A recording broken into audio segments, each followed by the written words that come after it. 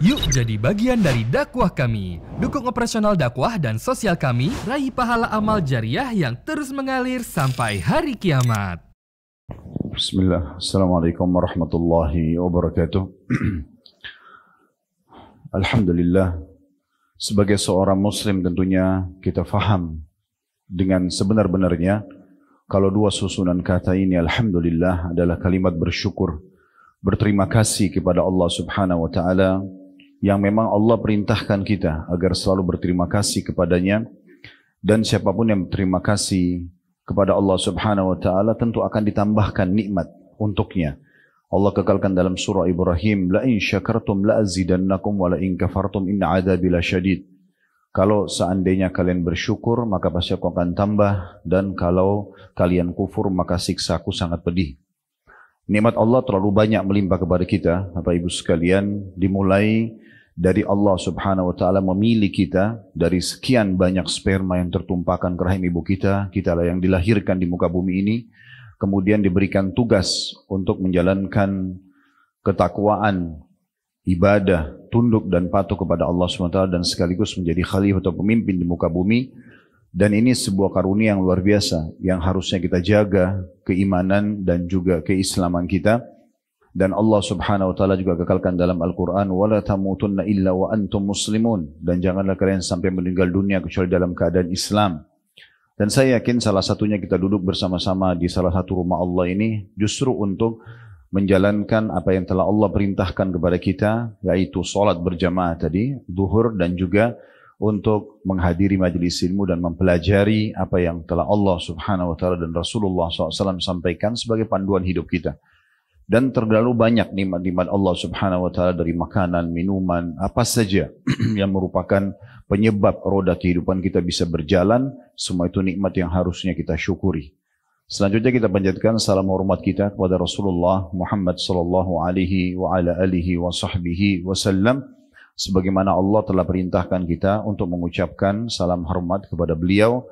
Dan tentunya sebagai balas jasa 23 tahun dari masa hidup beliau dihabiskan untuk agama ini. 13 tahun fase Mekah, semuanya dengan hinaan, cacian, dan puncaknya diusir dari kampung halamannya. Namun beliau bersabar, dan 10 tahun fase Madinah penyempurnaan agama, hingga akhirnya sampailah kepada kita panduan hidup yang mulia ini atau agama Islam. Pada kesempatan ini insyaAllah tema kita masalah program penggugah iman. Tentu ada alasan Bapak Ibu sekalian kenapa saya membahasakan atau memilih judul ini pada saat ditanya oleh panitia. Judul apa kira-kira, maka saya menyampaikan poin ini. Program tentunya tidak asing buat kita, adalah sesuatu yang harusnya kita jadikan sebagai pacuan atau tuntunan kita, apa yang akan kita lakukan pada hari itu misalnya. Program saya hari ini seperti ini, contoh misalnya, berarti kita akan ikut alur program yang sudah kita susun. Hari ini saya mau kemana, saya mau bertemu dengan siapa, dan seterusnya. Itu sebenarnya batasan programnya. Sementara penggugah iman, ini maksudnya adalah bicara tentang masalah keimanan seseorang. Dan kita sebagai seorang muslim harusnya sudah sangat paham kalau iman itu adalah penggerak utama kehidupan kita di muka bumi ini agar selalu berada di rel yang benar. Itulah iman. Meyakini tentang keberadaan Allah Subhanahu wa taala dengan keenam rukun iman tentunya, iman kepada malaikat, kepada kitab-kitab, kepada Rasul, utusan Allah, hari kiamat, dan juga takdir baik takdir buruk tentunya. Namun iman ini yang kita ingin sentuh dari sisi efeknya. Artinya kalau iman itu sudah tertanam dalam hati seseorang muslim, dipastikan akan terjadi perubahan total dalam hidupnya. Seperti misalnya orang yang kasar misalnya menjadi lembut, orang yang pelit jadi dermawan, orang yang bodoh jadi pintar. Dia lebih semangat untuk menjalankan perintah-perintah Allah Subhanahu wa taala, dan juga dia sangat jauh dari larangan-larangan Allah Subhanahu wa taala. Itu yang dimaksudkan sebenarnya dengan efek keimanan itu.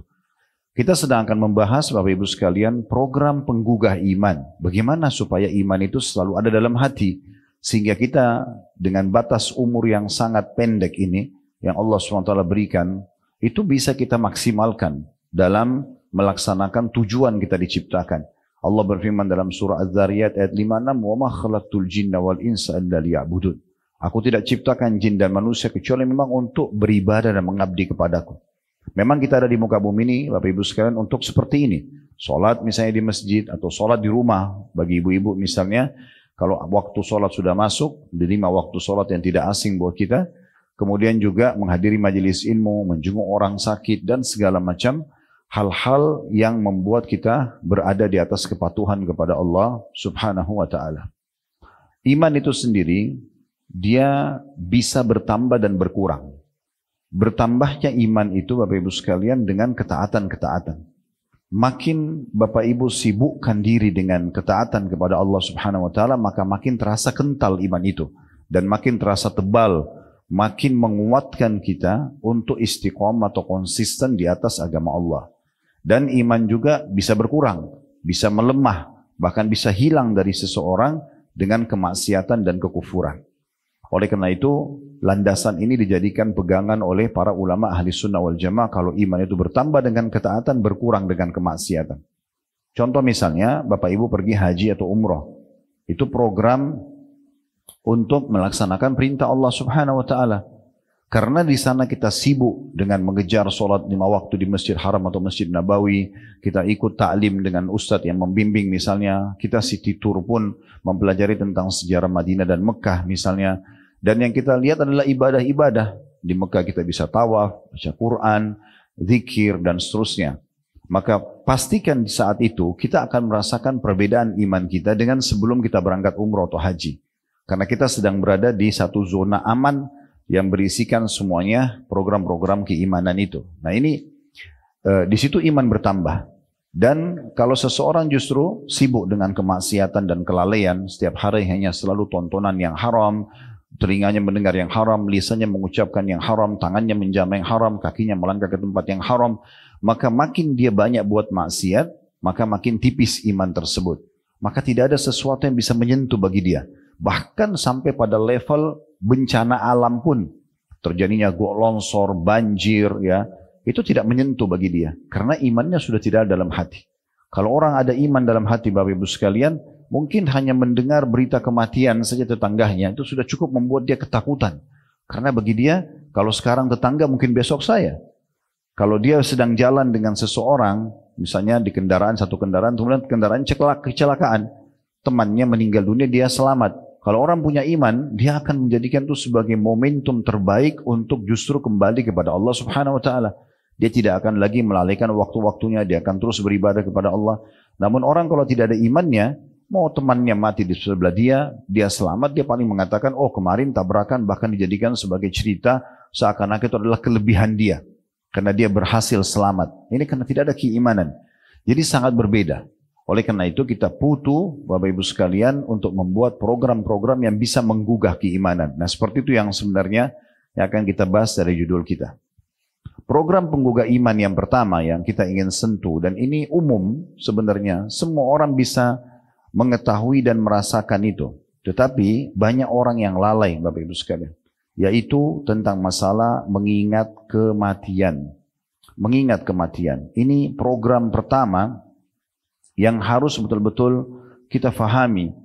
Kalau setiap orang di antara kita, sehebat apapun Bapak Ibu menjaga kesehatannya, dengan olahraga, makanan yang sehat, ya, tidur istirahat yang cukup, misalnya di lingkungan yang asri, tetap di saat ajal datang, dia meninggal. Mau muda, mau tua, ya, mau sehat, mau sakit, mau kaya, mau miskin, mau program-program dia sudah terpenuhi dan terlaksana atau belum, فَإِذَا جَاءَ أَجَلُهُمْ لَا يَسْتَأْخِرُونَ سَاعَةً وَلَا يَسْتَقْدِمُونَ. Kalau datang ajal mereka, ajal maksudnya batas waktu yang sudah Allah tentukan, maka pasti tidak akan diterlambatkan sesaat pun. Dan dalam sebuah hadis kata Nabi SAW dalam hadis yang sahih, kalau Allah ingin merenggut nyawa seorang hamba di sebuah tempat, Allah akan membuat dia punya hajat di tempat itu.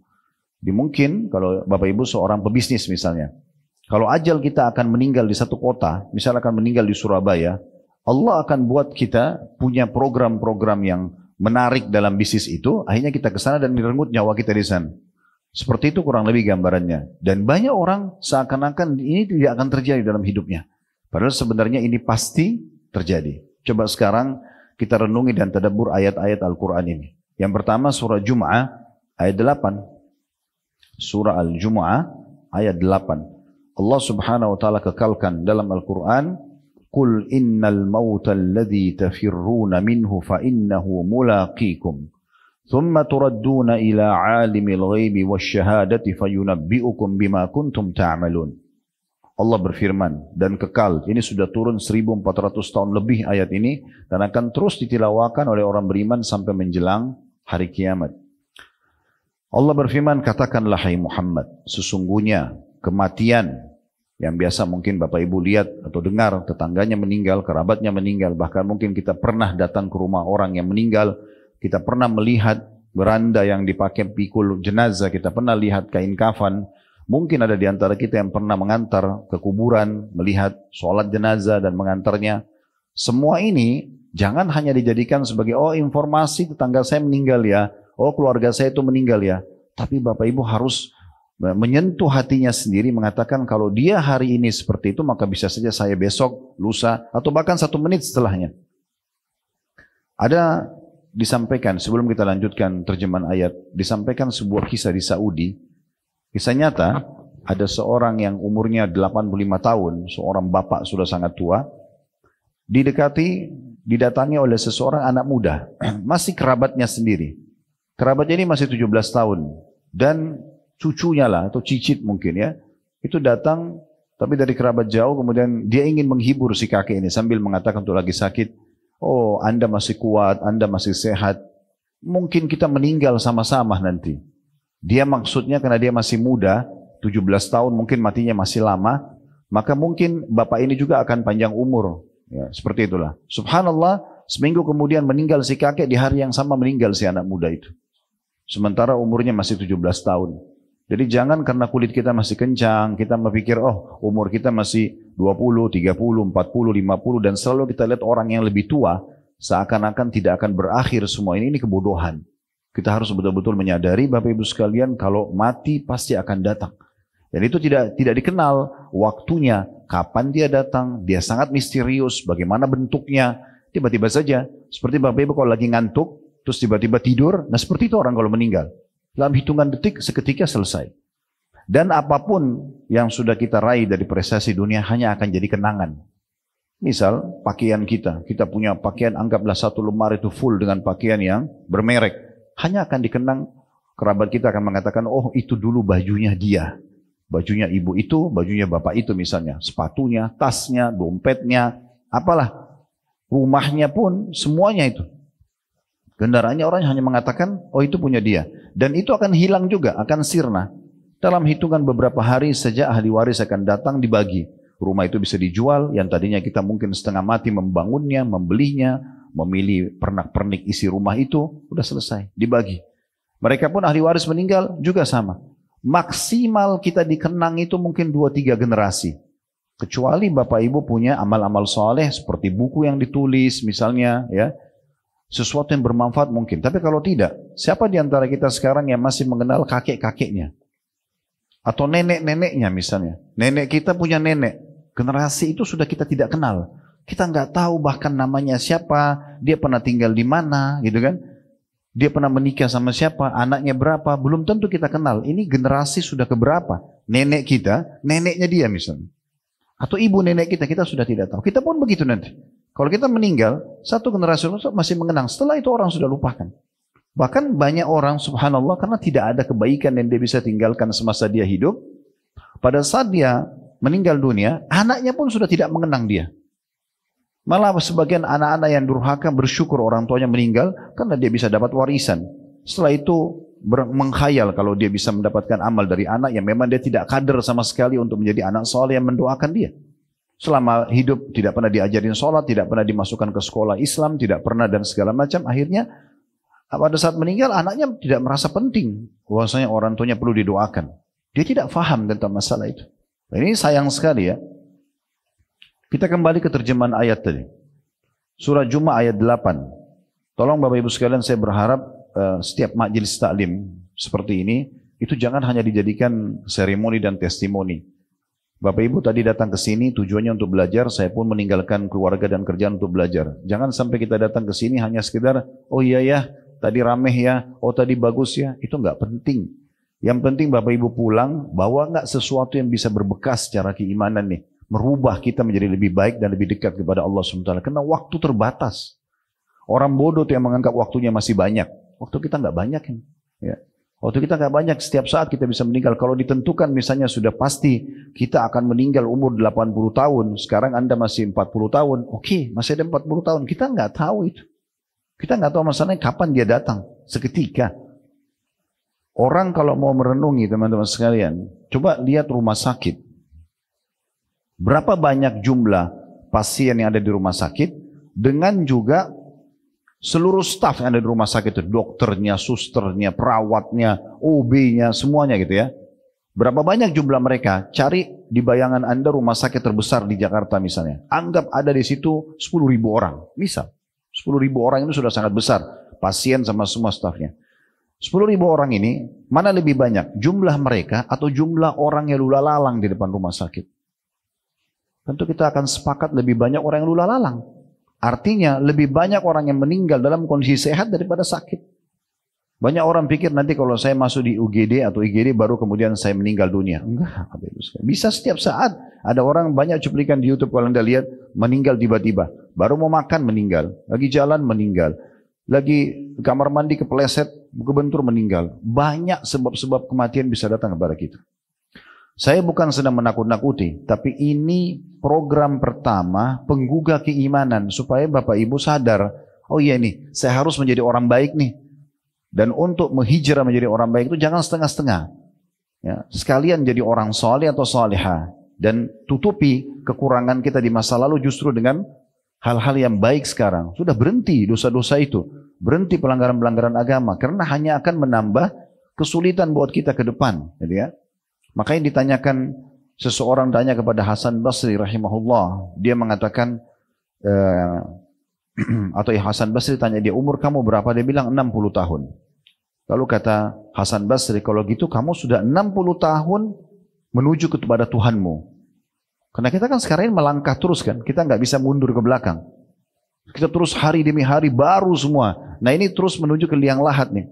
Maka Hasan Basri gugah dia sambil mengatakan, kalau gitu kamu sudah 60 tahun menuju ke Tuhanmu. Sebentar lagi kamu akan sampai. Pasti kamu akan meninggal gitu. Orang itu mengatakan, inna lillahi wa inna ilaihi raji'un. Kami milik Allah, kami akan kembali kepada Allah. Lalu, kata Hasan Basri mengatakan, kau tahu apa makna kata-katamu itu? Dia bilang, iya. Tapi tolong sampaikan kepada saya, nambahkan nasihat apa kira-kira? Kata Hasan Basri, orang yang mengatakan kami milik Allah dan kami akan kembali kepada Allah, innalillahi wa inna ilaihi raji'un, berarti dia tahu dia diciptakan oleh Allah, dia akan kembali kepada Allah. Dan orang yang kembali kepada Allah pasti akan dihadapkan dengan amal-amal yang dia kerjakan. Kebaikan dia akan terima balasannya, keburukan dia akan terima hukumannya. Fahami baik-baik itu. Maka orang itu mengatakan, kalau gitu apa solusinya? Kata Hasan Basri, perbaiki, ini yang kita ingin sampaikan, perbaiki sisa umurmu ke depan. Jadi orang yang patuh kepada Allah, maka Allah akan maafkan masa lalumu dan engkau akan dapat keselamatan ke depan. Tapi kalau kau tetap dalam kelalaianmu dan dosamu, maka Allah akan hisab kau masa lalumu dan juga apapun yang akan kamu lakukan ke depannya. Oleh karena itu orang harus segera sadarkan dirinya, menyelamatkan dirinya sebelum terlambat Bapak Ibu sekalian. Jangan terpengaruh dengan masih mudahnya umur, masih sehatnya badan, ya, masih banyaknya program hidup. Semua itu bisa kita nikmati tentunya, bukan tidak bisa dinikmati. Tapi di atas ketaatan kepada Allah Subhanahu wa ta'ala. Toh juga sesuatu yang Allah halalkan ada. Walaupun ada yang haram, tapi haram sebagai ujian. Cuma yang halal banyak. Lalu untuk apa yang haram gitu ya? Orang kalau butuh makanan, butuh minuman, karena memang Allah SWT menciptakan kita begitu. Kita butuh makanan dan minuman sebagai nutrisi tubuh kita. Sebab dan sumber energi tubuh kita.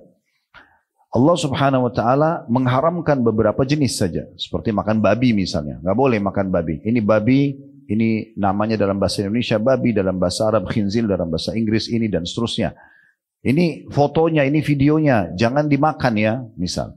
Tapi tubuh kita butuh protein hewani. Allah gantikan babi tersebut. Karena itu sebagai ujian, sapi, kambing, ayam, kelinci, semua hewan air. Artinya, kita punya solusinya. Lalu kenapa harus babi? Gitu. Di saat Allah mengharamkan minuman keras, khamar atau narkotika, nggak boleh. Allah ganti dengan air putih, susu, sirup, madu, banyak yang lain gitu. Di saat kita butuh interaksi biologis, karena nggak mungkin ada populasi manusia tanpa tertumpah sperma ke rahim seorang wanita ketemu dengan sel telur. Kalau ini tidak dilakukan, maka pasti akan tidak ada populasi manusia. Sementara takdir Allah, ya, kiamat akan terjadi setelah manusia terakhir, ya, yang akan meninggal nanti itu terlahirkan. Nggak bisa. Yang haram namanya zina, yang halal namanya nikah. Allah sudah kasih solusinya. Kalau kita nggak dikasih solusi, tubuh kita butuh protein hewani, tapi semua hewan haram, wajar kita melanggar.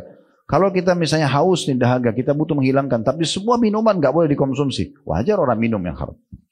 Kalau orang digejolakkan syahwatnya oleh Allah SWT agar ada populasi manusia, tidak dibukakan pintu pernikahan, maka wajar orang melakukan pelanggaran. Nah ini ada semua solusinya, bukan tidak ada.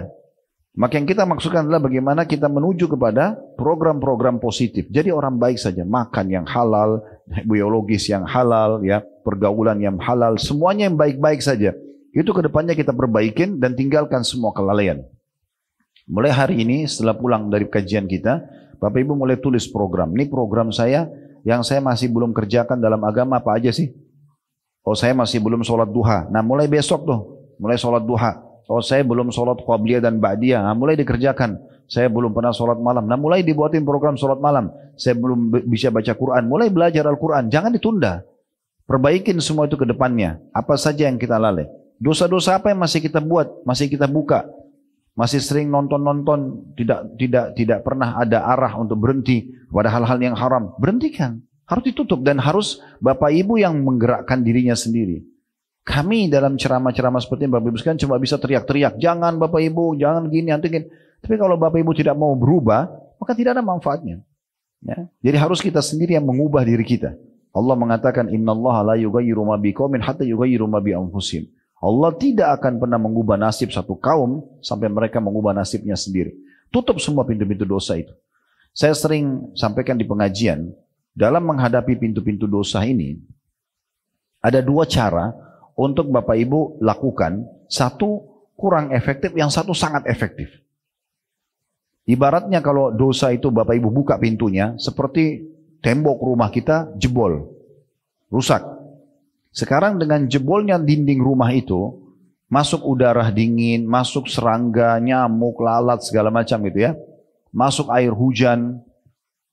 Caranya dua untuk menanggulangi masalah ini. Yang pertama kurang efektif, yaitu Bapak Ibu cuma pakai selimut. Ambil selimut tutup.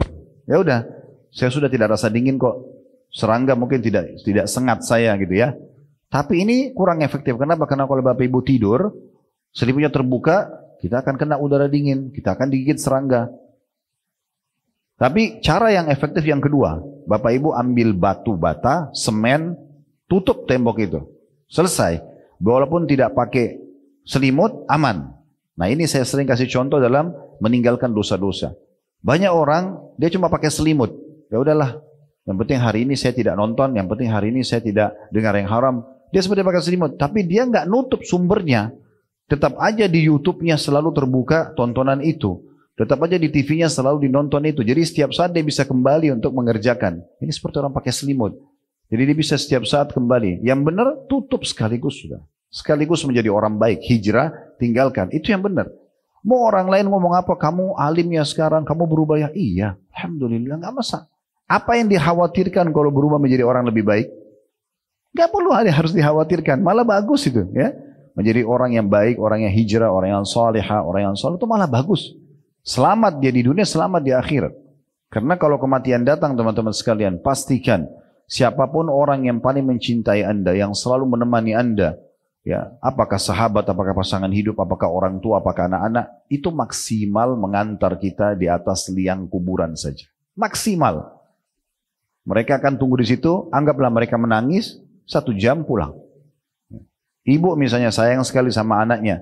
Pada saat anaknya meninggal, mungkin kita sedih. Oke lah, kita ke kuburan. Tapi ibu gak mungkin nginap di kuburan. Pasti pulang, gitu kan? Pasti pulang. Kita akan ditinggalkan sendiri. Ingat sabda Nabi SAW, kalau anak Adam meninggal dunia, ikut ke kuburan 3. Keluarganya, hartanya, dan amalnya. Dan akan pulang 2. Keluarganya dan hartanya akan pulang. Secinta bagaimanapun keluarga kita kepada kita, sahabat kita kepada kita akan tinggalkan kuburan tersebut. Kemudian hartanya, mobil yang paling mewah pun yang dia pakai hanya parkir di pagar kuburan, habis itu pulang jadi warisan. Yang tinggal bersamanya, ini yang selalu dilalaikan. Sholatnya, puasanya, zikirnya, baca Qur'annya. Dan ini sayang sekali kalau tidak difahami. Kita kembali kepada surah Jum'ah tadi. Ayat 8, Allah mengatakan, katakanlah hai Muhammad, sesungguhnya kematian yang kamu lari daripadanya. Salah satu makna lari, gak mau dengar, gak mau tahu. Ya. Tidak mau menyadari kalau mati itu akan datang. Maka sesungguhnya kematian itu pasti akan menemui kamu. Kemudian kamu akan dikembalikan kepada Allah yang mengetahui yang gaib dan yang nyata. Lalu kita pada saat meninggal, D-nya besar kata ganti Allah, ya, memberitakan kepadamu apa yang telah kamu kerjakan. Faman ya'mal mithqala dzarratin khairan yara, siapa yang berbuat seperti biji sawi dari kebaikan tidak perlu khawatir akan diperlihatkan dan akan dibalas. Tapi yang masalah wa may ya'mal mithqala dzarratin syarran yara, dan siapa yang berbuat seperti biji sawi dari keburukan dan dosa akan diperlihatkan dan akan dihukum. Maka harus berhenti, ya, dan kita berubah menjadi orang yang lebih baik mumpung masih ada kesempatan. Dalam ayat yang lain Allah subhanahu wa ta'ala berfirman dalam surah Ar-Rahman ayat 26 sampai 27, dua ayat ini. Ar-Rahman 26-27. Kullu man 'alaiha fan wa yabqa wajhu rabbika dzul jalali wal ikram. Semua yang ada di bumi ini akan binasa. Tidak ada orang yang bisa selamat. Mau sehebat apapun dia jaga kesehatannya, makanannya tadi, lingkungan asrinya, segala macam, semua pasti akan binasa. Dan tetap kekallah zat Tuhanmu yang mempunyai kebesaran dan kemuliaan. Dalam ayat yang lain surah Al-Imran ayat 185 Allah subhanahu wa ta'ala juga berfirman, kullu nafsin dha'iqatul maut. Ayat ini cukup ada lanjutannya, tapi kita ambil saksi bahasan. Tiap-tiap yang berjiwa pasti akan merasakan mati. Nah, bisa kita mau lari kemana gitu, ya? Beruntunglah orang yang dengar seperti ini lalu dia tergugah dan dia mau, ya, supaya dia membuat program-program yang baik dalam hidupnya. Nabi SAW pernah ditanya Bapak Ibu sekalian tentang ayyul mu'minina afdal. Ditanyakan kepada Nabi SAW, ya Rasulullah, siapa orang mukmin yang paling afdal, paling pintar, paling teliti, paling selamat, ya? Qala ahsanuhum khuluqa.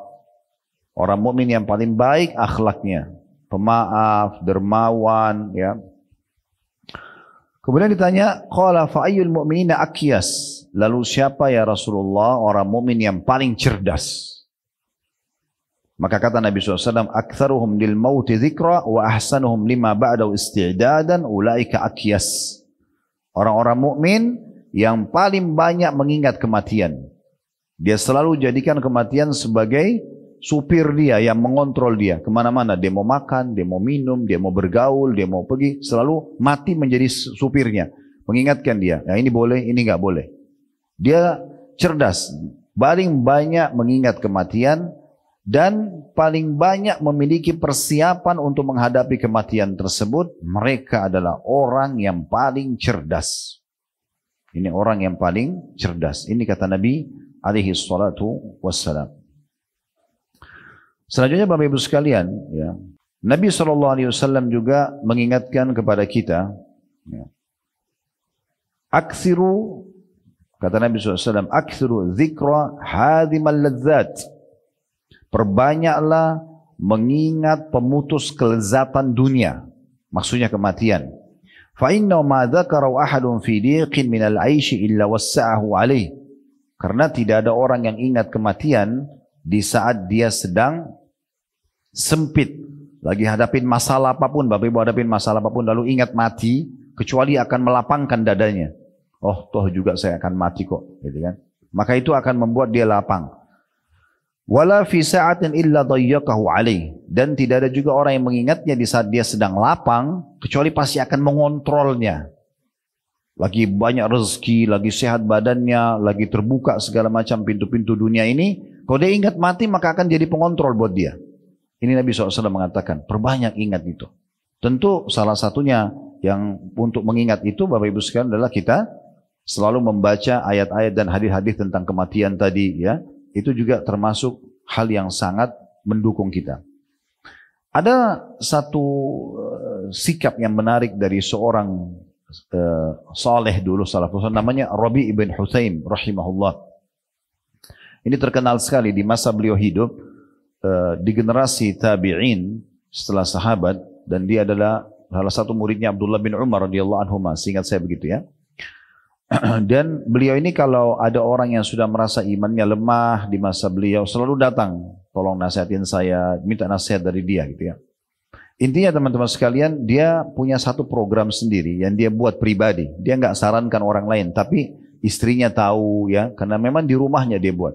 Dia menggali sebuah liang lahat di belakang rumahnya. Dia menggali sendiri. Kemudian dia memasukkan dirinya setiap kali mau tidur di malam hari, dia masuk ke situ. Beberapa saat saja. Dia masuk dalam kegelapan liang lahat itu, kemudian dia mengatakan ya, hai Rabi', kalau seandainya kau tidak menyadari keterbatasan umur dan waktu, maka sungguh kau akan celaka. Lalu dia membaca firman Allah Subhanahu wa taala, Rabbirji'un la'alli a'malu salihan fima tarakt.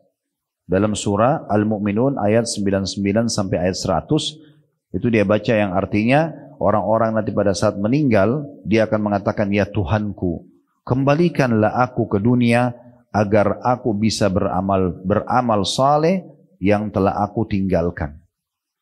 Jadi ayat ini kalau saya juga biasa sampaikan agar jamaah ya memperhatikan tentang masalah ayat surah Al-Mu'minun, surah nomor 23 ya, ayat 99 sampai ayat 115.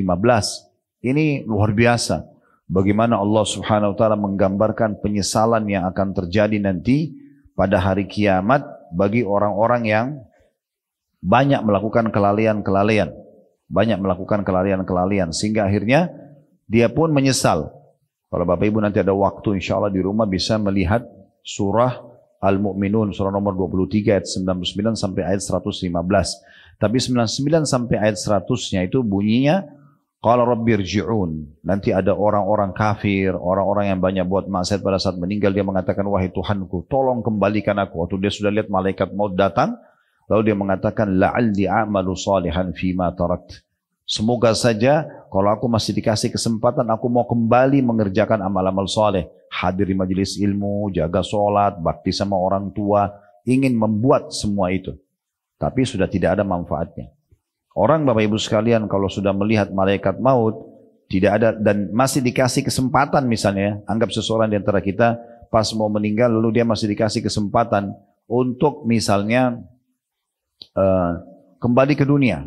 10 menit aja. Masih bisa, umur kamu akan ditunda 10 menit. Kira-kira, Bapak Ibu tolong renungi sendiri. Dalam 10 menit itu apa yang kita lakukan? Kita masih mau kembali makan makanan favorit kita? Kita masih mau duduk untuk ngobrol sama teman-teman kita? Kita masih mau jalan ke mall? Kita masih mau... Saya yakin pasti kita akan cari amal apa yang paling efektif di 10 menit itu. Dan itu bisa terjadi setiap saat. Ya, pada saat malaikat mau datang, kita lihat dan kita tidak bisa buat apa-apa lagi. Ya, itu sayang sekali kalau kita menyadarinya nanti ya, pada saat memang kita malah ya sudah menghadapi kematian tersebut. Kemudian masuk dalam program penggugah iman selain mengingat kematian, Bapak Ibu sekalian. Ini panjang kalau kita ingin bahas ya. Nah, ini program-program ini saya coba ringkas-ringkaskan karena ada beberapa program yang ingin saya sampaikan gitu ya. Dan saya pernah mengadakan pelatihan di beberapa tempat itu ya, pelatihan kematian ini dengan cara memang saya minta didatangkan geranda kematian yang biasa pikul jenazah dengan kain kafan. Waktu itu kami adakan juga di pelatihan di kampus di Kota Padang ya, di UPI waktu itu. Kemudian untuk mahasiswa baru, untuk menggugah mereka supaya mereka itu punya batasan dalam melakukan pelanggaran dan kelalaian dan akhirnya mau kembali kepada agama. Saya letakkan kain kafannya lalu saya minta beberapa mahasiswa untuk datang partisipasi. Ada yang tidur di atas kain kafan tersebut, ada juga yang membantu temannya untuk membungkus kain kafan tersebut. Ya. Ini juga pernah saya adakan di salah satu masjid di kota Makassar dulu, tablik akbar gitu, masalah kematian, dan kita lakukan ini. Tapi subhanallah, waktu itu Allah berikan taufiknya ya. Dan hampir setiap kali kita buat latihan ini, Allah berikan taufik gitu. Maksudnya Allah berikan taufik ini ada bekas pada orang-orang. Saya bilang, tolong sekarang kita butuh renungan beberapa menit, dan saya minta yang mau partisipasi siap untuk menjadi jenazah 5 menit saja. 5 menit. Masuk ke dalam kain kafan ini, siapa yang mau siap masuk ke dalam kain kafan, silakan. Teman-temannya membantu untuk membungkusnya. Tapi yang saya tanya dulu, namanya siapa ini yang ikut? Misalnya namanya si Fulan, laki-laki. Kalau ada perempuan, kadang-kadang di tempat perempuannya, saya bilang silakan ibu yang ikut itu dengarin apa yang saya bilang. Mulai sekarang yang ikut pelatihan ini, tolong tutup matanya, kemudian anggap diri Anda sudah meninggal dunia. Anggap semua hiruk-piruk yang ada di sekitar kita ini, yang kita dengar, suara orang ngomong, suara orang ketawa, apalah. Itu adalah orang-orang yang hadir di rumah kita di saat kita meninggal dunia. Dan kita tidak bisa menegur, tidak bisa mengatakan jangan berisik, jangan segala macam, terserah mereka, kita nggak bisa buat apa-apa. Terus saya bilang, pada saat itu tentunya saya minta teman-temannya untuk bungkus kain kafan, dan saya minta yang sedang ikut ini untuk tutup matanya, betul-betul dia coba merenungi dan fokus mendengar apa yang saya bilang saja. Sehingga dia tidak perlu tahu kalau dia tidak perlu lagi pecah konsentrasi kalau dia sedang berada di masjid itu atau di ruangan waktu itu di sebuah ballroom atau sebuah pertemuan yang sempat kita adakan buat teman-teman mahasiswa. Kalau tadi masjid itu jemaah umumnya. Kemudian saya bilang, sekarang kain kafan akan dibungkus di badan Anda dan coba resapi pada saat tersentuh di pipi, tersentuh di badan gitu ya, dibungkus. Sekarang Anda sudah menjadi mayit dan tidak bisa lagi keluar dari kain kafan ini. Bahkan tidak bisa protes teman-teman panitia yang taruh tangannya di dada, yang mengikat bagian perutnya. Karena itu kita betul-betul datangkan lembaran kain kafan dan kain-kainnya yang biasa dipakai ikat di daerah perutnya, di daerah kakinya, kepalanya. Setelah selesai, saya bilang ini sekarang sudah selesai pembungkusan kain kafanan dan ini cuma 5 menit saja. Terus saya bilang, coba sekarang bayangkan semua peluang amal soleh yang sempat dan ada peluang untuk mengerjakannya tapi Anda tidak melakukannya. Kesempatan sholat, kesempatan bakti sama orang tua, kesempatan jenguk orang sakit, kesempatan majelis ilmu, kesempatan sedekah, kesempatan haji umroh, apa sajalah. Datangkan semua program itu yang pernah terlintas di hidup Anda selama hidup dan Anda sia-siakan, tidak dikerjakan. Dan begitu menyesalnya pada saat ini karena ingin sekali untuk mengerjakannya. Setelah itu saya bilang kalau sudah dibayangkan semua, oke, kita simpan dulu ke samping. Sekarang bayangkan semua dosa-dosa yang Anda tidak pernah sia-siakan. Setiap ada kesempatan pasti dilakukan. Bahkan tidak mau taubat. Dan sekarang Allah akan menghukum Anda. Setelah selesai, saya minta, dan itu hitungan menit saja, saya minta kemudian panitia, tolong diangkat, ditaruh dalam gerandanya. Saya bilang sekarang yang ikut peserta ini tetap tutup matanya. Bayangkan dan resapi saja tangan teman-teman yang sedang memikul badan Anda ditaruh di geranda tersebut. Taruh, kemudian ditutup. Beberapa detik saya bilang, coba renungi baik-baik Anda resapi itu tubuh tersentuh dengan geranda jenazah itu. Kalau kita memang akan seperti ini keadaannya. Lalu kalau di masjid waktu itu, di sebelah masjid kita buat liang lahatnya. Kalau di ballroom waktu itu atau di auditoriumnya kampus, itu dibuat cuma miniatur di panggungnya saja. Tapi juga ada kotak situ. Lalu saya minta untuk dipikul, diturunin sama teman-temannya. Kemudian setelah itu kita tutup dengan kain. Baru saya bilang juga, sekarang Anda sudah ada di liang lahat. Dan sebentar lagi Mungkar Nakir akan menanyakan pertanyaan. Ini penentuannya, kalau bisa jawab, maka akan selamat. Kalau tidak bisa jawab, maka akan celaka. Itu saja. Setelah selesai Bapak Ibu sekarang kurang dari 5 menit. Saya minta peserta keluar. Itu hampir semuanya. Rata-rata menangis semuanya. Coba saya kasih mikrofon, ceritakan pengalaman jadi jenazah 5 menit. Nangis gitu. Habis nangis kemudian mereka bilang, Ustadz saya tobat Ustadz, saya merasa bersalah. Oke, coba apa? Saya mau tahu program ibadah apa yang selama ini Anda lalaikan. Rata-rata sebutin sholat. Sholat, kalau azan saya nggak sholat, saya tunda. Saya menyesal, saya sekarang mau sholat malam, saya mau sholat duha. Ini dia ngomong dengan alamnya sendiri. Apa tadi yang dia rasakan pengalaman 5 menit itu. Kemudian saya bilang, oke, Dosa apa yang kebayang tadi waktu pas jadi praktek jenazah? Oh, saya durhaka sama orang tua saya. Oh, saya begini, saya begitu, disebutin program mereka. Ini hanya 5 menit sudah memunculkan penyesalan yang luar biasa. Bagaimana kalau orang jadi jenazah benar nih? Gak bisa kembali lagi. Ini masih bisa.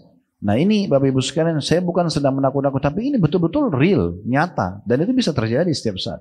Betapa menyesalnya orang pada saat dia meninggal dan semua hanya jadi kenangan saja. Seperti orang yang lagi tidur, kemudian dia mimpi seperti itu. Tapi kalau tidur dia masih bisa kembali. Kalau ini dia sudah tidak bisa kembali lagi. Maka perlu kita sadari baik-baik. Kalau itu akan bisa terjadi setiap saat. Nah ini contoh-contohnya. Program yang kedua, masih berhubungan dengan masalah mengingat kematian ini adalah menziarahi kubur. Coba sering-sering ziarah kubur Bapak Ibu sekalian. Ziarah kubur. 5 menit aja. Ya, ziarah kubur itu. Datang ke kuburan. Yang ulama larang wanita itu umumnya itu mengantar jenazah. Mengantar jenazahnya ya. Kalau mengantar jenazah itu tidak disarankan. Sholatin jenazah ya. Tapi kalau ziarah kubur itu masih ada pendapat ulama umumnya masuk dalam sabda Nabi SAW. Kuntu nahitukum an ziaratu kubur fazura fa inna tudzakirul akhirah. Dulu saya pernah larang kalian untuk ziarah kubur. Maksudnya di fase Mekah. Karena waktu di Mekah masih sedikit kuburan umat Islam. Nabi larang umat Islam ziarah kubur. Tapi sekarang waktu sudah pindah hijrah di Madinah ziarah kubur. Apa tujuannya? Karena dia mengingatkan kalian tentang pulang ke akhirat. Ibu masuk ke kuburan itu, bapak masuk kuburan tersebut. Tidak harus ke kuburannya kerabat. Kuburan secara umum, kita lagi lewat, mampir sebentar. Hitung, pakai stopwatch nggak masalah, 5 menit aja. Coba datang ke situ kuburan, lihat pemandangan kuburan itu. Lihat batu nisan dan gundukan tanah itu. Demi Allah Bapak Ibu sekalian, di bawah batu tanah itu tuh orang seperti kita dulu, persis. Mungkin cuma beda casing saja, beda paras wajah, beda kulit. Tapi sama manusia kayak kita. Mereka tidak bisa menolak kematian. Mereka juga sudah masuk ke liang lahat. Saya satu waktu pernah. Waktu itu saya lagi meninjau lokasi untuk perjalanan umroh. Plus Maroko dan Spanyol. Waktu itu saya sempat mampir di Maroko. Tidak sengaja lagi jalan di pinggir pantai. Habis mengunjungi sebuah masjid. Ada satu pemandangan yang unik sekali. Karena ada kuburan di pinggir pantai itu besar banget. Saya belum pernah lihat gitu ya. Kuburan yang seperti itu karena di pinggir jalan raya utama dan sangat nampak. Jadi kayak biasa orang mungkin di pinggir pantai itu hotel gitu ya, bangunan. Ini kuburan dan kuburannya itu tersusun memang karena tanah daratannya begitu. Sehingga nampak sekali kalau dari jalan itu. Sekian banyak, mungkin ribuan kuburan itu. Saya langsung minta supirnya, sebentar berhenti dulu. Ini momentum yang sangat mahal ini. Saya pun mampir, saya coba melihat, saya turun, lihat pagarnya, lihat liang lahatnya, lihat gundukan kuburan tersebut, lalu saya merenung sejenak. Ini orang-orang ini mungkin jauh lebih pintar dari kita, lebih kaya, lebih cantik, lebih gagah, lebih segala macam, dan mereka sudah meninggal. Sampai saya buat cuplikannya waktu itu, buat cuplikan untuk mengajak live pada saat itu. Nih, lihat kebetulan saya mampir Bapak Ibu sekalian dan saya lihat ini sebuah pelajaran penting. Kita pun nanti akan pergi ke sana ini, kita juga akan kembali. Beruntung orang yang faham ini dan dia punya persiapan. Dia punya persiapan. Sebagian ulama salaf itu sudah ada yang menyiapkan kain kafan buat dirinya di rumah yang dia bisa lihat setiap saat. Tujuannya supaya dia menyadari kalau dia akan kembali. Dalam program-program seperti ini Bapak Ibu sekalian, bukan berarti kalau gitu saya sudah malas makan, saya sudah malas aktivitas. Bukan. Justru kita boleh menikmati yang halal. Karena makan, minum, tidur, mandi, olahraga itu yang mubah-mubah hukumnya. Dikerjakan tidak berpahala, ditinggalkan juga tidak berdosa gitu ya. Itu tetap aja bisa berubah menjadi ibadah kalau mau. Dengan niat memberikan hak jasad gitu kan. Tadinya kalau kita makan itu hanya biasa saja, tidak ada pahala, tidak ada dosanya. Kecuali Anda masuk ke ranah hal yang haram itu baru masuk haram. Maka bisa berubah menjadi hal yang baik. Kalau kita niat memberikan jasad kita. Tidur niatnya memberikan jasad. Mandi memberikan hak jasad. Olahraga hak jasad. Itu jadi berubah. Kata Syekh Abu Bakar Jazair rahimahullah berubah dari mubah menjadi sunnah. Itu bisa saja. Jadi orang-orang beriman tetap boleh menikmatinya. Tetapi dia sudah menutup celah-celah pintu-pintu dosa yang membuat dia lalai dari ketaatan-ketaatan. Dan level pengerjaan ibadahnya sudah lebih naik daripada sebelumnya gitu ya.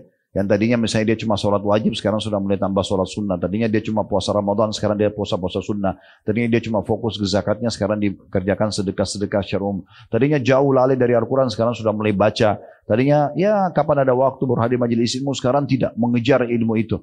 Tadinya mungkin dia tidak mau peduli keluarganya sakit segala macam, dia tidak pernah mau jenguk. Misal contoh, orang tua yang masih hidup dia tidak jarang berbakti. Contoh, dia lebih senang ngobrol di telepon sama temannya daripada orang tuanya. Nah itu bisa berubah semua karena kita mulai mengontrolnya. Nah ini yang kita maksudkan.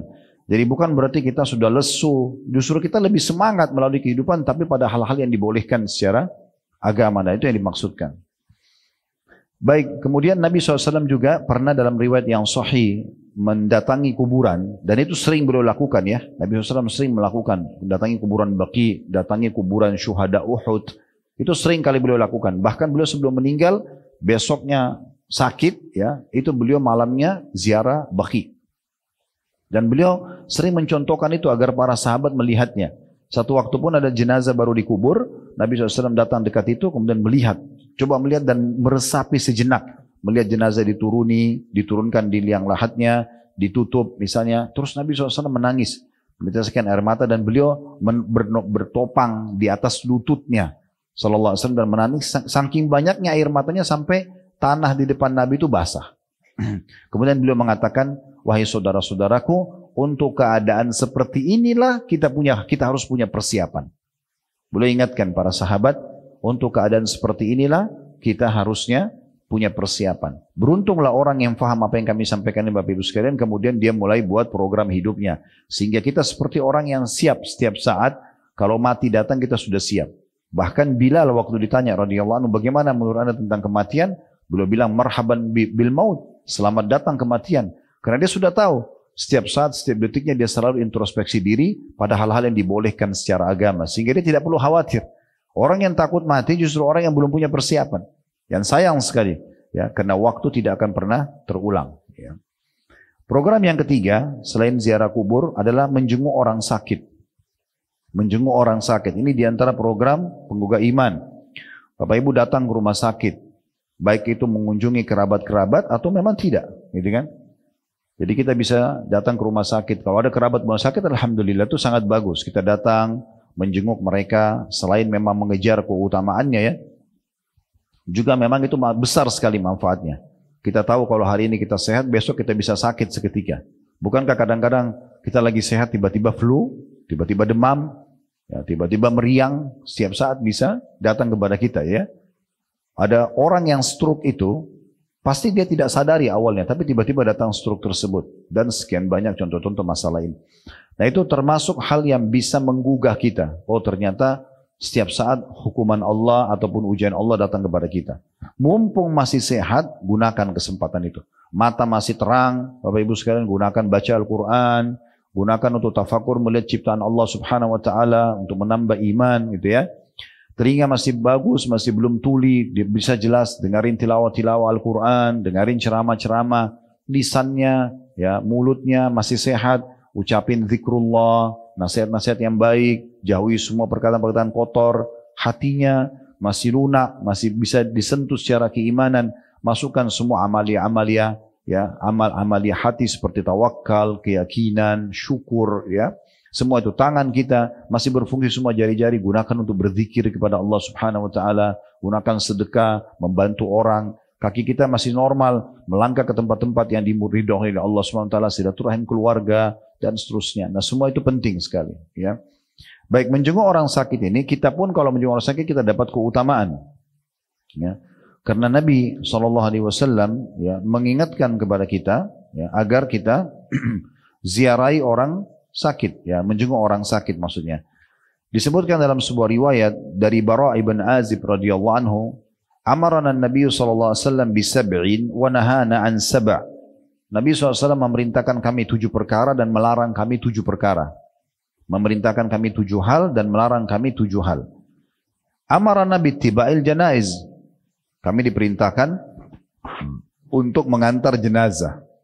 Ini memang lebih kepada laki-laki ya. Kalau ibu-ibu mungkin tadi ziarah kuburnya, lebih kepada ziarah kuburnya. atau melihat jenazahnya. Tapi laki-laki diaturkan untuk mengantar jenazah dengan memikul, membawa, menurunkan yang lain, itu sebuah pelajaran yang besar yang bisa diambil. Kemudian yang kedua, wa i'adatil marid. Nah, ini yang jadi saksi bahasan kita, menjenguk orang sakit. Jadi selain kita memang tadi mengingat kematian, datang ke kuburan, melihat orang mati gitu ya, kita juga mengunjungi atau menjenguk orang sakit. Karena dengan menjenguk orang sakit kita tahu kita pun setiap saat bisa sakit gitu ya. Kemudian wa ijabatud da'i, yang ketiga adalah menjawab undangan. Kalau ada yang mengundang, maka kita wajib menjawabnya kecuali itu undangan maksiat, baru jangan dilakukan gitu ya. Kemudian wa nasril mazlum. Ini yang keempat, menolong orang-orang yang terzalimi. Kemudian yang kelima wa ibraril qasam ya, dan juga membantu melepaskan sumpah ya. Kalau ada orang sumpah atau butuh kafara ya, ada orang mengatakan misalnya demi Allah begini dan begitu, tapi dia ya keliru ya, maka dia harus membayar kafarahnya, dendahnya dengan cara membayar bisa puasa 3 hari atau memberikan makan 10 orang miskin ya, itu dia lepaskan sumpahnya. Atau kalau teman kita mengatakan demi Allah datanglah ke rumah saya misalnya, nah itu kita melepaskan dia dari sumpah dia, itu juga termasuk. Kemudian waraddus salam itu yang keenam, menjawab salam. Dan yang ketujuh, wa tashmitul atish, mendoakan kebaikan bagi orang yang bersin dan memuji Allah. Orang bersin lalu dia mengatakan alhamdulillah, kita disunnahkan membaca yarhamkallah kalau laki-laki, yarhamkillah kalau perempuan. Artinya kalau dia bilang alhamdulillah, segala puji bagi Allah Subhanahu wa taala, maka kita mengatakan semoga Allah merahmatimu. Tapi saksi bahasan kita adalah menjenguk orang sakit. Dalam riwayat lain, kata Nabi SAW, at'imul ja'i wa'udul marid wa fukkul ani atau al-ani. Berikanlah makan orang yang kelaparan, jenguklah orang-orang yang sedang sakit, dan bebaskanlah saudara muslim yang sedang tertawan. Ini diriwayatkan oleh Bukhari. Kalau hadis dari sebelumnya diriwayatkan oleh Imam Muslim. Intinya sebenarnya menjenguk orang sakit ini kalau kita ingin bahas banyak sekali dalil-dalil berhubungan dengan masalah ini. Tapi yang jelas menjenguk orang sakit salah satu program yang bisa menggugah keimanan kita. Kita jadi mensyukuri nikmat Allah SWT karena Allah masih kasih kita kesehatan ya. Bagaimana orang yang sedang diinfus, orang yang sedang stroke, dia udah nggak bisa maksimal dalam beribadah. Saya punya pengalaman pribadi berhubungan dengan masalah ini. Waktu ayah saya masih hidup, rahimahullah, seringkali kalau saya ke Makassar, saya temani beliau, mendatangi dan menziarahi teman-teman beliau yang sebaya dengan beliau gitu. Satu waktu saya pernah diajak mendatangi salah satu teman beliau, teman dekatnya, sudah meninggal juga. Kebetulan dia di atas ranjang dan diketeter karena dia nggak bisa mengontrol lagi air kencingnya atau air seninya karena sudah faktor umur waktu itu. Maka dia di atas ranjang. Waktu kami lagi jenguk, dia lagi sakit di rumahnya, ayah saya ngobrol, saya dengar saja. Ya, sebagai bentuk bakti pada orang tua, kita harusnya tidak memotong pembicaraan orang tua, kita berikan kesempatan mereka untuk berbicara gitu kan. Nanti kalau ditanya baru saya jawab biasanya. Tapi waktu itu kebetulan terdengar azan asar, kami datang duhur, terus saya bilang, maaf saya mungkin pamit, saya bilang sama teman ayah saya, maaf Pak Ami, Ami itu paman ya, saya mungkin pamit ke masjid dulu. Oh ya silakan nak, udah saya pergi ke masjid. Setelah sholat, kami balik dari sholat, begitu balik terus dia bilang begini, sebenarnya mungkin dia cuma sekedar menceritakan gitu ya, bagaimana dia dulu waktu dia masih sehat. Tapi saya sampai hari ini selalu menjadikannya sebagai sebuah pelajaran. Dia bilang, nak dulu waktu saya juga masih muda seperti kamu, saya tidak pernah tinggalkan masjid, selalu sholat. Tapi keadaan saya sekarang begini, saya udah nggak bisa lagi. Terpaksa sholatnya apa adanya, di atas ranjang dan semampunya. Maka saya tergugah dengan itu, selalu saya mengatakan, subhanallah, kenapa saya harus menunggu masa tua dan sudah tidak mampu lagi melakukan aktivitas, baru kemudian mau berpikir untuk melakukan ibadah. Mumpung sekarang masih ada kesempatan, kenapa nggak dilakukan? Selama masih ada kesempatan, Bapak Ibu sekalian, aktiflah untuk menambah kantong-kantong amal saleh. Semua itu ada di tangan Bapak Ibu sendiri. Aktif. Dan usahakan program itu sampai tidur ya. Dari kebaikan kepada kebaikan selanjutnya. Kebaikan apa lagi nih? Baru selesai zikir. Habis zikir apa? Baca Quran. Habis itu apa? Begitu terus. Kebaikan-kebaikan. Jangan pernah ada waktu kosong. Gak ada manfaatnya. Nanti akan menyesal pada hari kiamat kalau waktu kosong. Waktu kosong bukan digunakan untuk maksiat. Tapi waktu kosong digunakan justru untuk kebaikan-kebaikan. Ya, pikirkan apa lagi nih? Apa lagi nih? Apa lagi? Paling sederhana zikrullah. Paling sederhana. Berzikir. Lagi antri mau bayar belanjaan di supermarket misalnya, atau lagi di mobil menuju ke satu tempat, zikrullah, dengarin ilmu, ada manfaatnya, berjalan dalam bentuk ibadah. Bagi orang yang ziarah atau jenguk orang sakit, ditanyakan dalam sebuah hadis Muslim kepada Nabi SAW, seperti apa keutamanya, kata beliau, sesungguhnya Muslim yang menziarahi atau menjenguk saudara Muslim yang sedang sakit, dia dihitung senantiasa berada di taman-taman surga sampai dia kembali. Lalu dikatakan oleh Rasulullah, apa yang dimaksud dengan khurfah dalam hadis ya? Kata Nabi SAW, buah-buahan surga. Ada hadis yang lain, hadis mulia yang sangat penting jadi rujukan kita supaya Bapak Ibu mau menjenguk orang sakit. Dalam hadis riwayat Tirmidzi dan dinyatakan hasan hadis ini, tidak ada seorang muslim yang menjenguk saudaranya muslim yang sedang sakit kecuali Allah akan datangkan 70,000 malak ya. Atau shalla alaihi 70,000 malak hatta yumsi. Kalau dia datang pagi hari ya. Lafaz hadis ma min muslimin ya'udu musliman gudwatan illa shalla alaihi 70,000 malakin hatta yumsi. Tidak ada seorang muslim pun yang menjenguk saudaranya muslim yang sakit yang lain di pagi hari, walaupun hanya 5 menit ya. 10 menit kan kita dianjurkan tidak berlama-lama, datang, hibur dia, doakan kebaikan lalu kita tinggalkan. Tidak ada seorang muslim menjenguk saudaranya muslim di pagi hari kecuali Allah akan datangkan 70,000 malaikat, bukan 1, 2, 70,000 malaikat yang mendoakan dia sampai sore. Memohon ampun ya untuk dia sampai sore. 70,000 malaikat. Satu saja mereka sudah cukup, mereka 70,000. Dan tidak ada orang yang menjenguk saudaranya muslim di sore hari, walaupun cuma sebentar, 5-10 menit, kecuali Allah akan datangkan 70,000 juga malaikat yang mendoakan dia sampai besok pagi. Nah ini keutamaan yang tidak boleh kita lalai darinya, karena ini penting sekali. Ya. Itu menjenguk orang sakit. Kemudian yang keempat, berkumpul dengan orang-orang saleh. Duduk sama orang-orang saleh, laki-laki sama laki-laki, perempuan sama perempuan, ibu-ibu duduk sama salehah. Ya. Dan ini tempatnya mereka masjid majlis ta'lim. Kalau mau cari wanita soleha atau laki-laki soleh itu di diskotik, di bar, di karaoke itu mimpi, mengkhayal itu.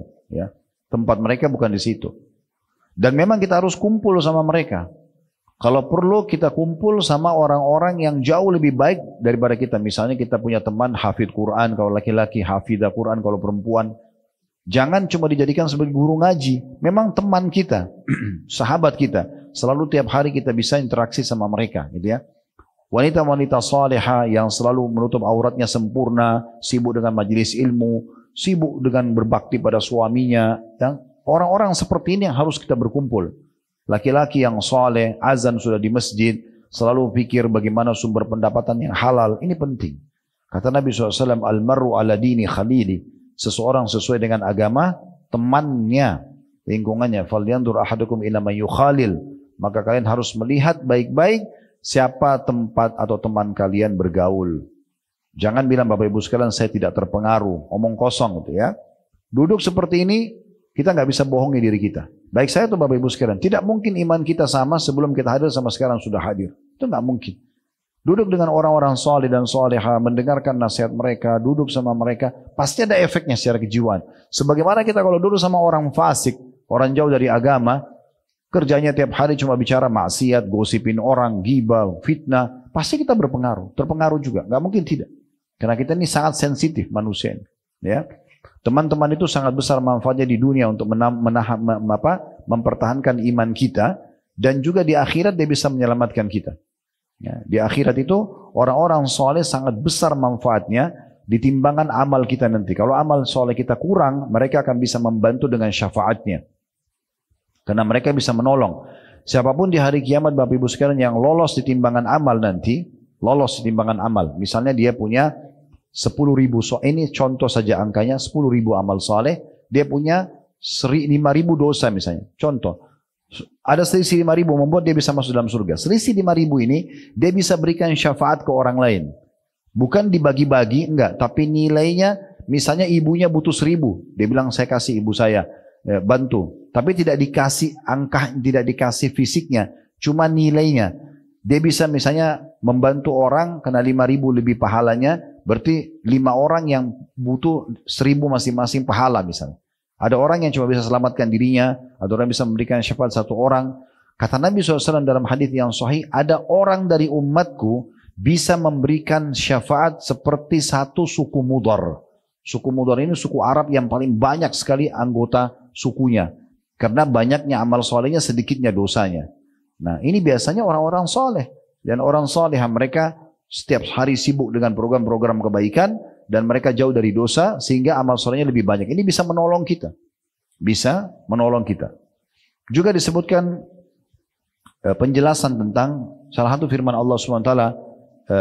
Nanti akan ada di hari kiamat. Orang yang masuk neraka Bapak Ibu sekalian. Kemudian dikeluarkan. Maka ahli neraka akan bertanya. Apa amalnya orang ini? Kok bisa dia selamat? Gitu kan?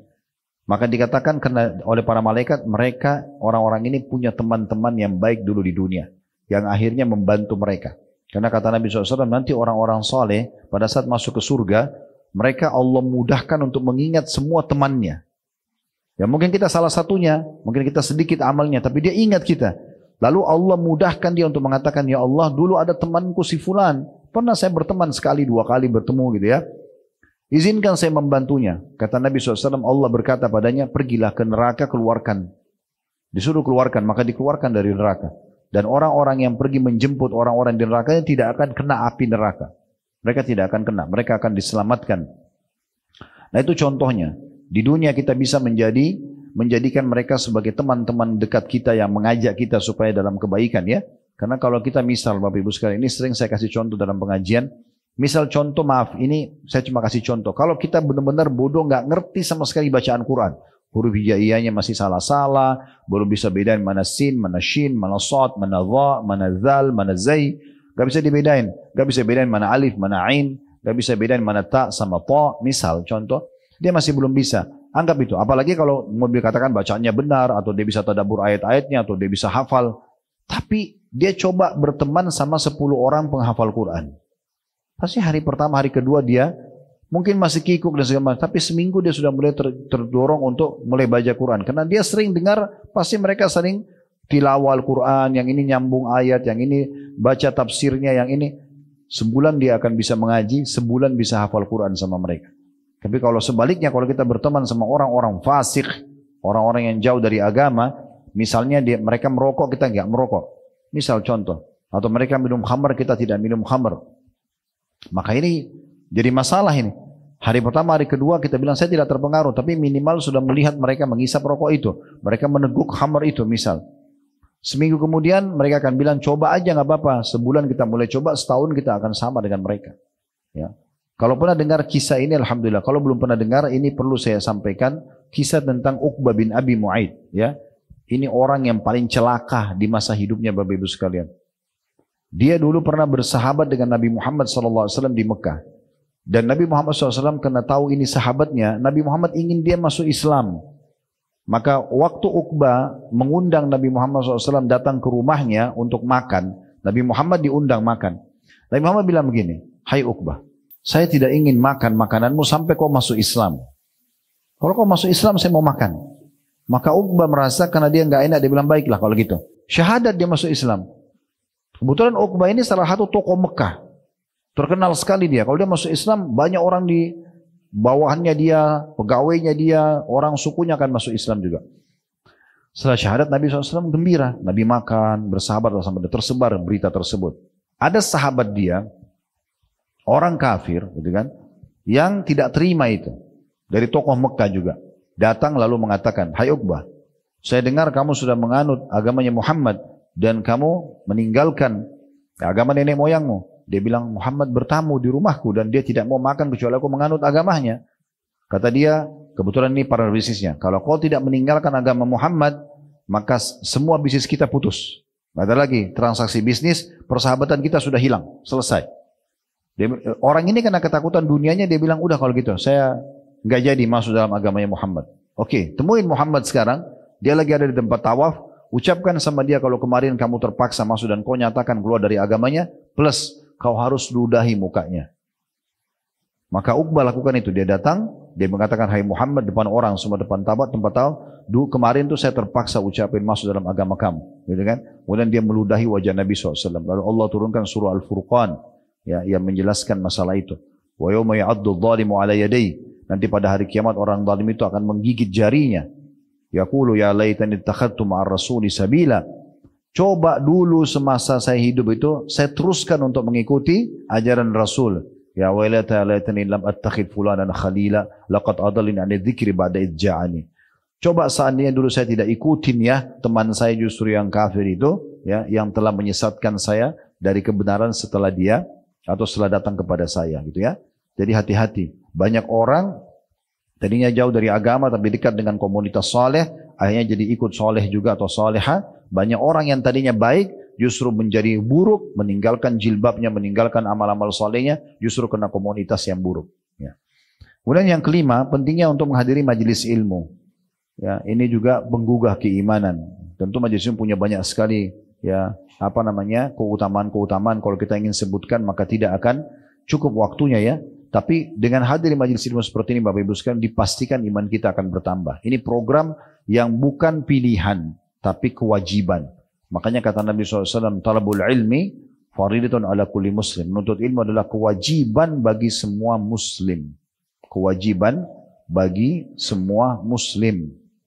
Ini bukan pilihan. Dan Nabi SAW mengatakan ini hadis-hadis yang luar biasa. Siapapun yang datang ke masjid, tidak ada tujuan kecuali, kita sekarang datang ke masjid, kecuali ingin belajar atau mengajar. Bapak Ibu tadi datang belajar, saya juga datang mengajar misalnya. Kalau dia ikhlas, kita ikhlas karena Allah, kecuali akan diberikan pahala haji lengkap hajinya. Itu hadis yang sahih. Disebutkan oleh Al-Mudhir dalam kitab sahih, dalam kitab Targhib Tarhib dan disahihkan oleh Syekh Albani. Ini hadis yang sahih. Hadis yang kedua, kata Nabi SAW, tidak ada orang yang datang untuk belajar di salah satu dari rumah-rumah Allah, ya, kecuali dia terhitung di jalan Allah atau sama dengan mujahid di jalan Allah, gitu kan? Jadi kita bisa dapat pahala haji, kita bisa dapat pahala jihad, dan manfaatnya besar sekali. Mendengarkan ilmu itu Bapak Ibu sekalian tidak akan mendatangkan kecuali kebaikan. Makin sering Bapak Ibu dengar, maka makin besar efeknya, gitu ya. Jadi ilmu itu, kalau seandainya gini Bapak Ibu sekalian, ini rasionalnya. Kalau kita hadir di majelis ilmu seperti ini, misal, sekali hadir, maaf, ini contoh saja, kepala kita jadi lebih besar 2 kali lipat. Kenapa? Karena ada tampung ilmu, kan itu. Berarti 5 kali hadir kepala kita lebih besar lagi. Itu repot kita untuk dengar ilmu, kan itu. Tapi ini enggak. Bapak Ibu kalau mulai dari kecil, dari bayi, hari pertama kita lahir, tapi kan itu tidak mungkin ya. Udah bisa ngomong, misalnya udah bisa belajar, sampai kita mati 100 tahun, memori kita nggak penuh-penuh itu di otak. Apalagi orang yang malas gitu, nggak ada manfaatnya. Maka dia sebanyak apapun ilmu Bapak Ibu serap, apalagi ilmu bermanfaat, tidak akan ada efeknya kecuali kebaikan. Oleh karena itu jangan pengajian seminggu sekali, apalagi sebulan sekali, atau apalagi kapan saya mau, kapan saya mood, kapan ada waktu, ini keliru. Harus jadikan programin. Dan kata Nabi SAW, man salaka tariqan yaltamisu fihi ilman sahalallahu lahu tariqan ilal jannah, atau kama qala Nabi SAW. Siapa yang meniti jalan menuju ilmu, sengaja hadir kayak tadi Bapak Ibu setir mobil ke sini datang atau diantar untuk menuntut ilmu, maka Allah akan mudahkan jalan menuju ke surga. Dia akan masuk surga karena dia tahu ya dengan majelis ilmu tuh ternyata oh ini yang harus saya lakukan, oh ini tidak boleh saya lakukan, saya harus bagaimana. Jadi ada program dalam hidup dengan majelis ilmu. Imam Nawawi rahimahullah Bapak Ibu sekalian hadir setiap harinya ya 13 bahasan, 13 kitab dari 13 guru. Imam Nawawi rahimahullah itu luar biasa saking cintanya dengan ilmu. Kalau kita mungkin sekarang mungkin satu hari saya sudah cukup sebenarnya, tapi kalau Imam Nawawi itu satu hari 13 kali di 13 guru dan 13 kitab yang berbeda. Supaya ilmu terus berbekas dan subhanallah beliau meninggal sebelum 40 tahun karya ilmiahnya luar biasa. Hampir seluruh dunia tidak mengenal Imam Nawawi rahimahullah dan sekian banyak tentu manfaat-manfaatnya. Dan yang tidak kalah penting, selain kita dapat keutamaan majelis ilmu, kita ketemu dengan orang-orang yang baik-baik gitu ya. Karena orang yang duduk majelis ilmu itu orang yang baik insyaallah. Karena dia mau dengarkan agama Allah, dia mau dinasihatin, dia mau perbaikin dirinya. Kalau enggak mungkin dia datang. Itu contohnya. Dan banyak sekali keutamaan kalau kita ingin sebutkan. Yang terakhir yang keenam, tentu programnya banyak ya, tapi ini saya ringkaskan, adalah mengunjungi orang-orang miskin. Mengunjungi orang-orang miskin, mengunjungi orang-orang yang mungkin lebih di bawah dari kita dari sisi jenjang sosialnya, mungkin fisiknya ya, supaya Bapak Ibu selalu bersyukur. Tujuannya untuk itu. supaya kita bersyukur kepada Allah Subhanahu wa taala. Kata Nabi SAW, lihatlah orang yang di bawah kalian karena itu akan memudahkan kalian bersyukur. Dan jangan kalian melihat orang yang di atas kalian karena akan membuat kalian justru menganggap remeh nikmat itu. Ya. Jadi ini termasuk, jadi Bapak Ibu, kita perlu walaupun kita tinggal di satu komplek yang mewah misalnya, atau kita Allah bukain rezeki, mungkin lahir pun di keluarga yang kaya raya, tetap buka pintu untuk bergabung dan melihat interaksi sama orang-orang miskin. Karena itu akan membuat kita menyadari ternyata begitu besarnya nikmat Allah sama saya ya. Jadi kita selalu bersyukur ya. Dan kata Nabi SAW, orang yang makan dalam kondisi bersyukur sama pahalanya dengan orang yang puasa dan bersabar. Artinya itu bersyukur sebuah nikmat yang luar biasa yang menandakan keimanan seseorang tentunya. Dan kita sudah tahu orang kalau bersyukur akan ditambah nikmatnya sebagaimana Allah katakan la in syakartum la azidannakum. Kalau kalian bersyukur maka pasti aku akan tambah. Nah, mengunjungi mereka, bertemu sama mereka, berinteraksi sama mereka, ini akan membuat kita terus merasa dekat dengan Allah Subhanahu wa taala karena kita syukuri nikmat yang sedang ada, gitu ya. Itu poinnya. Dan ulama berbeda pendapat tentang mana yang lebih afdal. Orang kaya yang bersyukur atau orang miskin yang bersabar. Dua-duanya punya keutamaan. Orang kaya bersyukur atau orang miskin lalu dia sabar. Tetap umum akhirnya pendapat ulama menuju kepada orang kaya yang bersyukur lebih besar pahalanya. Karena kalau orang miskin bersabar, dia nggak punya opsi lain. Harus sabar aja, gitu kan? Tapi orang kaya dia masih punya opsi bersyukur atau tidak bersyukur. Kalau dia bersyukur berarti dia lebih afdal, gitu kan? Nah, bagaimana memunculkan rasa syukur ini? Dengan cara melihat dan membesarkan nikmat Allah Subhanahu wa taala. Coba Bapak Ibu sekalian, sebelum makan, sebelum minum, besarkan nikmat itu. Walaupun cuma sepiring nasi dengan lauknya, besarkan. Alhamdulillah hari ini Allah kasih nikmat ini. Bayangkan bagaimana orang banyak memungut-mungut makanan dari sampah, ya. Kami kadang-kadang saya nggak tega banget gitu ya, di depan restoran kami itu kalau malam ada orang datang membongkar sampah atau mengambil makanan, sampai saya keluarkan satu SOP di kantor di restoran. Kalau ada sisa makanan pun dari tamu, kita sampaikan mau diambil atau tidak. Konsumennya nggak mau, ya udah ini akan kita sedekahin ya, yang masih layak. Karena kadang-kadang nasinya utuh cuma diambil setengah, masih ada yang layak diambil. Daging masih layak, kita panasin, dibagiin kepada orang-orang. Daripada mereka korek-korek di tempat sampah, gitu kan? Contohnya. Dan ini tidak mubazir juga. Allah tidak tanya kita hari kiamat, kemana kamu buang-buang makanan ini? Gak bisa kita alasan itu karena bekasnya orang. Dan apalagi kalau cuma bekas suami, bekas istri, bekas anak, itu harusnya dimakan. Kalau enggak, kita panasin kembali, ya. Salah satu ciri khasnya Uwais Al-Qarni rahimahullah, seorang tabi'in yang sangat masyhur. Bahkan kata Nabi SAW, afdal tabi'in adalah Uwais. Dia punya ciri khas karena dia orang miskin. Dia kalau dapat makanan, maka makanan itu dibersihkan lagi sama dia, dipanasin, lalu dibagi lagi sama orang miskin yang lainnya. Padahal dia orang miskin. Apalagi kita dasarnya orang yang mampu, teman-teman sekalian. Siapa yang Allah amanahkan punya asisten rumah tangga di rumah, ya, punya supir, berbagi sama mereka. Ya, dan berbagi itu jangan makanan bekas, berbagi sesuatu yang bagus, yang mulia. Karena Allah SWT perintahkan kita agar maksimal mendapatkan pahala, bersedekah dengan sesuatu yang kalau kita pun dikasih kita mau terima. Jangan sedekah kalau kita dikasih kita nggak mau terima. Sisa-sisa makanan, pakaian yang sudah robek. Saya kadang-kadang kalau pulang ke rumah saya bilang sama istri, begitu bawa buah, bawa makanan, keluarkan dulu. Kasih orang-orang yang di rumah kita itu. Mereka didahulukan kita kasih, sehingga tidak ada lagi mencuri makanan di kulkas, tidak ada lagi ini dan itu. Karena kita sudah kasih haknya mereka. Dan mereka pun jadi betah, gitu kan. Kasih makanan mereka. Dan Nabi SAW perintahkan itu.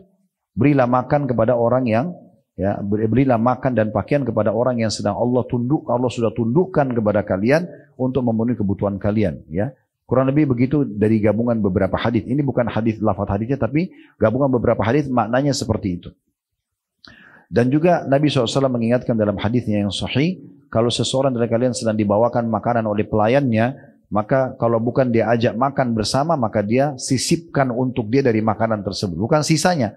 Sebelum dia makan dikasih dulu. Karena dia sudah membuatnya, dia yang menghidangkan, apalagi dia mencium aromanya. Maka itu bagian daripada hal yang harusnya kita syukuri atau kita lakukan supaya kita bisa bersyukur kepada Allah Subhanahu wa taala. Ini kurang lebih Bapak Ibu sekalian program-programnya yang mungkin induknya ya, ini program induknya. Sebenarnya kalau kita ingin membahas ini panjang sekali. Karena zikrullah juga bisa menggugah ya hati seseorang, menambah keimanan, membaca Al-Quran juga begitu ya, sholat malam, ya, sedekah, haji dan umrah itu banyak sekali kalau kita ingin buat program. Tapi ini kurang lebih saya seperti memberikan Bapak Ibu bahteranya, kendaraannya, sisanya nanti Bapak Ibu tinggal bagaimana mengembangkan, Allahu a'lam. Kalau ada benar dari Allah, silakan ambil dan diamalkan. Kalau ada salah dari saya, mohon maaf dan saya beristighfar kepada Allah Subhanahu wa taala. Semoga semua yang hadir offline ataupun online dipenuhi hajat-hajat dunia akhiratnya, diampuni dosa-dosanya, diterima semua amal-amal solehnya, dan sebagaimana Allah satukan kita di majlis ilmu ini, semoga Allah satukan kita juga di surga Firdaus tanpa hisab. Allahumma amin. Wa sallallahu ala nabiyina Muhammadin wa alihi wa sahbihi wasallam wa akhiru da'wana alhamdulillahi rabbil alamin. Subhanakallahumma bihamdika asyhadu an la ilaha illa anta astaghfiruka wa atubu ilaik. Wassalamualaikum warahmatullahi wabarakatuh.